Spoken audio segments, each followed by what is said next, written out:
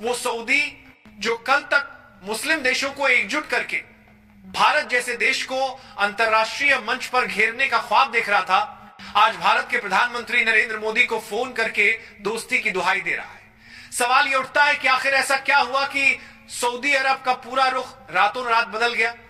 कुछ ही दिन पहले सऊदी का सपना था कि वो पूरी मुस्लिम दुनिया को एक मंच पर लाकर एक ऐसा संगठन बनाए जो मुस्लिम नेटो की तरह काम करे। इसका मकसद दिखाने के लिए भले ही सुरक्षा और एकता हो, लेकिन असली मंशा भारत जैसे उभरते महाशक्ति को कमजोर करना था।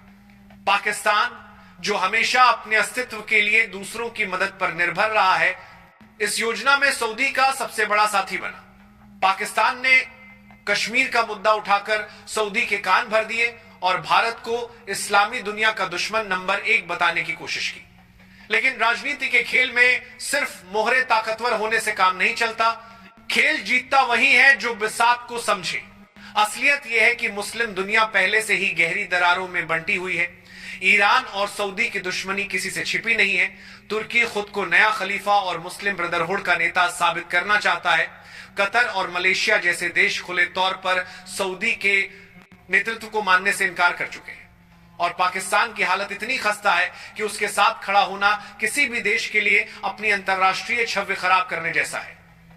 ऐसे माहौल में सऊदी का सपना कि वो मुस्लिम नातो बनाएगा धीरे धीरे खंडहर में बदलने लगा।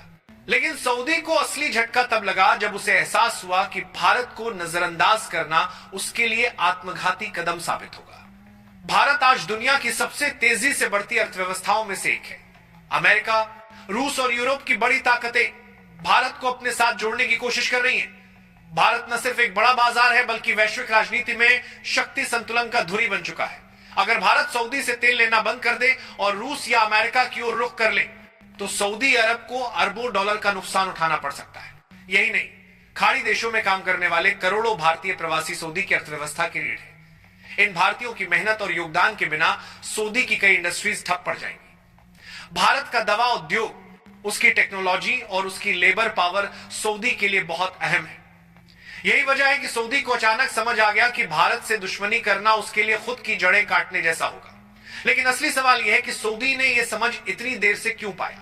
दरअसल यह उसके अहंकार की हार थी। दशकों तक खुद को मुस्लिम दुनिया का नेता मानने वाले सऊदी को यह मानना मुश्किल था कि उसके बिना भी मुस्लिम जगत चल सकता है। जब तुर्की और ईरान ने उसके खिलाफ खुलकर बयानबाजी की और जब पाकिस्तान बार बार सिर्फ कश्मीर का नाम लेकर उसे अपने जाल में फंसाने लगा, तब जाकर सऊदी को एहसास हुआ कि वह खुद ही अपनी साख खो रहा है। यही कारण है कि सऊदी का रुख अचानक नरम पड़ा और उसने भारत के साथ सहयोग की भाषा बोलनी शुरू की। अब कहानी और रोमांचक हो जाती है। पिछले 48 घंटे में ऐसा क्या हुआ कि सऊदी की पूरी रणनीति पलट गई।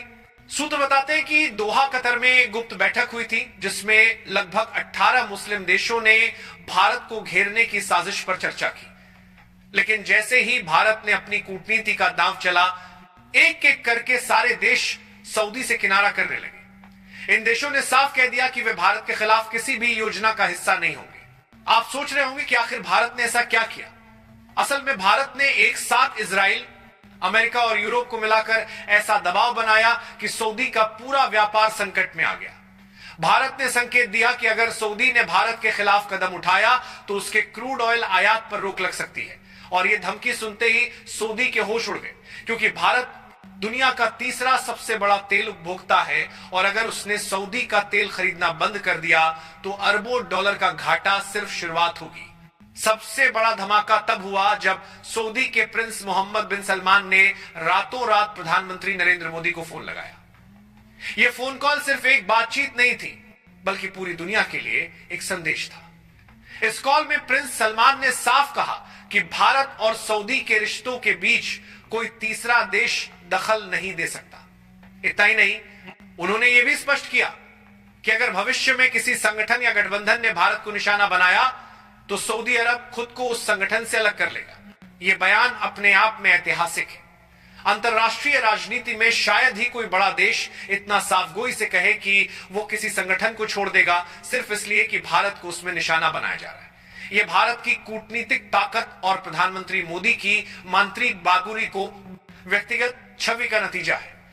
दूसरी ओर भारत और सऊदी के रिश्ते अब नए मुकाम पर पहुंच चुके हैं। पहले यह रिश्ता सिर्फ तेल और भारतीय मजदूरों तक सीमित था, लेकिन अब इसमें रक्षा सहयोग, टेक्नोलॉजी, फार्मा, स्टार्टअप्स, स्पेस और इंफ्रास्ट्रक्चर तक शामिल हो गया है। प्रिंस सलमान का विजन 2030 भारत के बिना अधूरा है। वे चाहते हैं कि सऊदी की अर्थव्यवस्था तेल पर निर्भर न रहे, और इस सपने को पूरा करने के लिए भारत जैसे देश की मदद बेहद जरूरी है। दोस्तों, पूरी कहानी से एक बात साफ हो जाती है, दुनिया अब बदल चुकी है। कल तक सऊदी अरब पाकिस्तान जैसे देशों के साथ मिलकर भारत को घेरने का सपना देख रहा था, लेकिन आज हकीकत यह है कि वही सऊदी अरब भारत को मनाने और दोस्ती निभाने के लिए आगे आ रहा है। यह बदलाव कोई संयोग नहीं है, बल्कि भारत की मजबूत कूटनीति, प्रधानमंत्री मोदी की अंतर्राष्ट्रीय छव्य और भारत की बढ़ती ताकत का नतीजा है। सोचिए जरा, जिस सऊदी को कभी मुस्लिम दुनिया का मुखिया माना जाता था, वही आज भारत की नाराजगी से डर रहा है। जिस पाकिस्तान ने सऊदी के साथ मिलकर भारत के खिलाफ साजिशें रची, वही पाकिस्तान आज अकेला और लाचार खड़ा है। और जो ख्वाब उन्होंने मुस्लिम नेटो का देखा था, वो ख्वाब आज राख में बदल चुका है। यह भारत की डिप्लोमैटिक जीत ही नहीं, बल्कि पूरी दुनिया के लिए एक संदेश है। अब भारत को नजरअंदाज करना नामुमकिन है, लेकिन इसके साथ ही हमें सावधान रहना होगा। सऊदी जैसे देशों का इतिहास बताता है कि वे सिर्फ अपने फायदे के लिए पाला बदलते हैं। आज भारत उनके लिए जरूरी है, इसलिए वे दोस्ती की बातें कर रहे हैं, लेकिन कल अगर हालात बदल गए तो वही देश फिर से भारत के खिलाफ खड़े हो सकते हैं। इसीलिए हमें इस दोस्ती पर आंख मूंदकर भरोसा नहीं करना चाहिए। हमें चाहिए कि हर कदम सोच समझकर और अपने राष्ट्रीय हित को ध्यान में रखकर उठाएं।